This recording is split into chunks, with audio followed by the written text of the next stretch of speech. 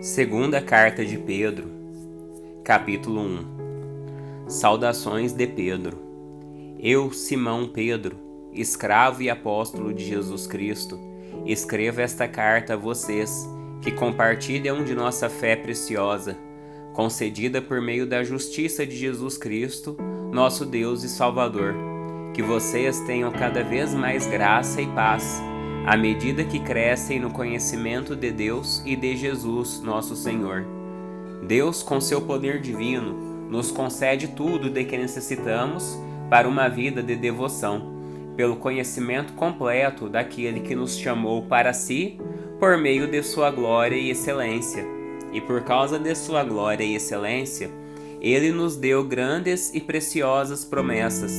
São elas que permitem a vocês participar da natureza divina e escapar da corrupção do mundo causada pelos desejos humanos. Diante de tudo isso, esforcem-se ao máximo para corresponder a essas promessas.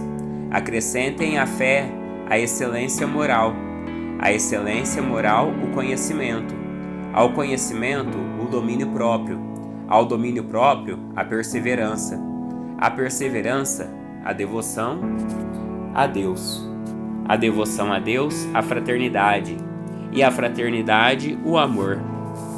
Quanto mais crescerem nessas coisas, mais produtivos e úteis serão no conhecimento completo de nosso Senhor Jesus Cristo. Mas aqueles que não se desenvolvem desse modo são praticamente cegos, vendo apenas o que está perto, e se esquecem de que foram purificados de seus antigos pecados. Por isso, irmãos, trabalhem ainda mais arduamente para mostrar que de fato estão entre os que foram chamados e escolhidos. Façam essas coisas e jamais tropeçarão. Assim, sua entrada no reino eterno de nosso Senhor e Salvador, Jesus Cristo, será acompanhada de grande honra. Portanto, sempre lhes lembrarei estas coisas, embora já as saibam e estejam firmes na verdade que lhes foi ensinada, e é apropriado que, enquanto eu viver, continue a lembrá-los. Pois nosso Senhor Jesus Cristo me mostrou que, em breve, partirei desta vida. Por isso me esforçarei para garantir que vocês sempre se lembrem destas coisas, depois de minha partida. Porque não inventamos histórias engenhosas quando lhes falamos da poderosa vinda de nosso Senhor Jesus Cristo. Vimos com os próprios olhos seu esplendor majestoso, quando ele recebeu honra e glória da parte de Deus, o Pai. A voz da glória suprema de Deus lhe disse: "Este é meu Filho amado, que me dá grande alegria." Nós mesmos ouvimos essa voz do céu, quando estávamos com ele no Monte Santo. Além disso, temos a mensagem que os profetas proclamaram, que é digna de toda confiança. Prestem muita atenção ao que eles escreveram, pois suas palavras são como lâmpada, que ilumina um lugar escuro, até que o dia clareie e a estrela da manhã brilhe no coração de vocês. Acima de tudo, saibam que nenhuma profecia nas Escrituras surgiu do entendimento do próprio profeta, nem de iniciativa humana. Esses homens foram impulsionados pelo Espírito Santo e falaram da parte de Deus. 2 Pedro capítulo 2. O perigo dos falsos mestres.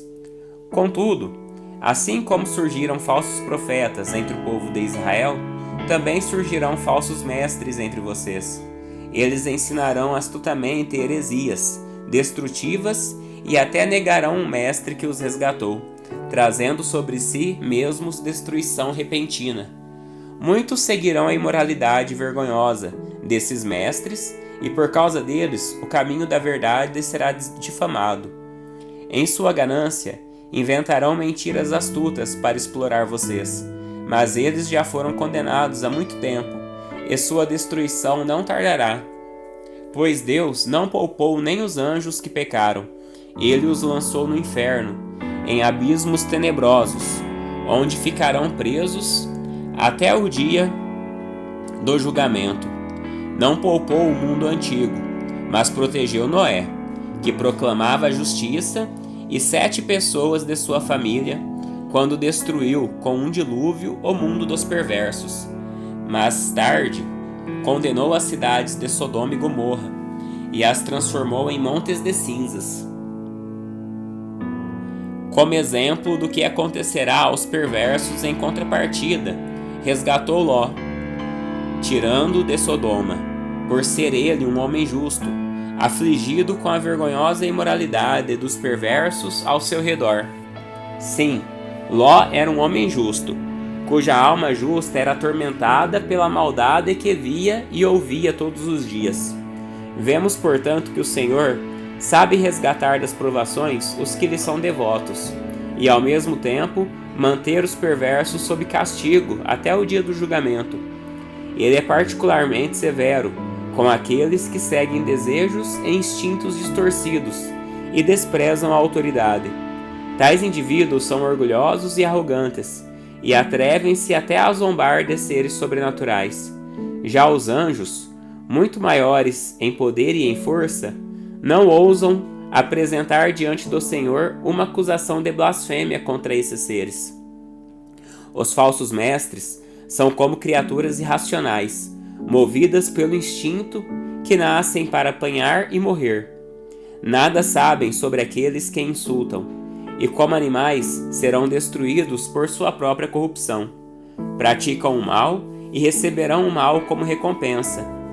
Gostam de se entregar à imoralidade em plena luz do dia. São uma vergonha e uma mancha no meio de vocês, sentindo prazer em enganá-los enquanto participam de suas refeições. Cometem adultério com os olhos e abrigam um desejo insaciável de pecar. Seduzem os instáveis e são bem treinados na ganância. Vivem sob maldição.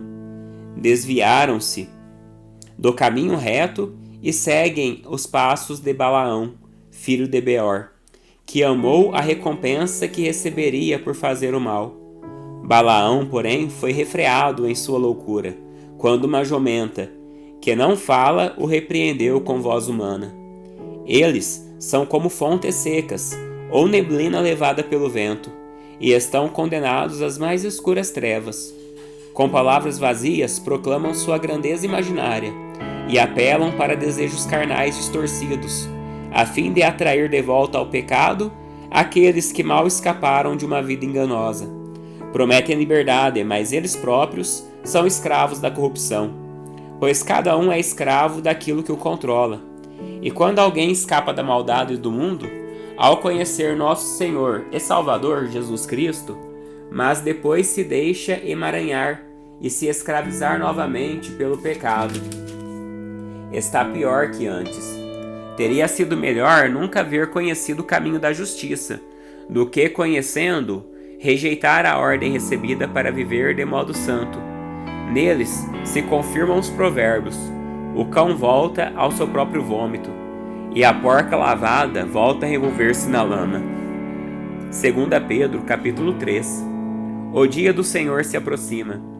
Amados, esta é minha segunda carta a vocês, e em ambas procurei refrescar sua memória e incentivá-los a pensar com clareza. Quero que se lembrem do que disseram os santos profetas muito tempo atrás, e do que ordenou o nosso Senhor e Salvador por meio dos apóstolos que lhes enviou. Acima de tudo, quero alertá-los de que nos últimos dias surgirão escarnecedores, que zombarão da verdade e seguirão os próprios desejos, dizendo: o que houve com a promessa de que ele voltaria? Desde antes do tempo de nossos antepassados, tudo permanece igual, como desde a criação do mundo. Eles esquecem deliberadamente que Deus, por sua própria palavra, há muito tempo criou os céus e a terra seca, que fez surgir em meio às águas. Depois, com água, destruiu todo o mundo antigo no dilúvio. Pela mesma palavra, os céus e a terra, que agora existem, foram reservados para o fogo e estão guardados para o dia do julgamento, quando todos os perversos serão destruídos. Logo, amados, não se esqueçam disto: para o Senhor, um dia é como 1000 anos, e 1000 anos é como um dia. Na verdade, o Senhor não demora em cumprir sua promessa, como pensam alguns. Pelo contrário, ele é paciente por causa de vocês. Não deseja que ninguém seja destruído, mas que todos se arrependam. Contudo, o dia do Senhor virá, como um ladrão. Os céus desaparecerão com terrível estrondo, e até os elementos serão consumidos pelo fogo, e a terra, e tudo que nela há, serão expostos. Visto, portanto, que tudo ao redor será destruído, a vida de vocês deve ser caracterizada por santidade e devoção, esperando o dia de Deus e já antecipando sua vinda. Nesse dia ele incendiará os céus, e os elementos se derreterão nas chamas. Nós, porém, aguardamos com grande expectativa os novos céus e a nova terra que ele prometeu, um mundo pleno de justiça. Portanto, amados, enquanto esperam que essas coisas aconteçam, esforcem-se para levar uma vida pacífica, pura e sem culpa aos olhos de Deus. E lembrem-se de que a paciência de nosso Senhor permite que as pessoas sejam salvas. Foi isso que nosso amado irmão Paulo lhes escreveu, com a sabedoria que lhe foi concedida. Ele trata destas questões em todas as suas cartas. Alguns de seus comentários são difíceis de entender, e os ignorantes e instáveis distorceram suas cartas, como fazem com outras partes das Escrituras. Como resultado, eles próprios serão destruídos. Amados, vocês já sabem dessas coisas. Portanto, estejam atentos, a fim de que não sejam levados pelos erros desses perversos e percam sua firmeza. Antes cresçam na graça e no conhecimento de nosso Senhor e Salvador Jesus Cristo. A Ele seja a glória, agora e para sempre. Amém.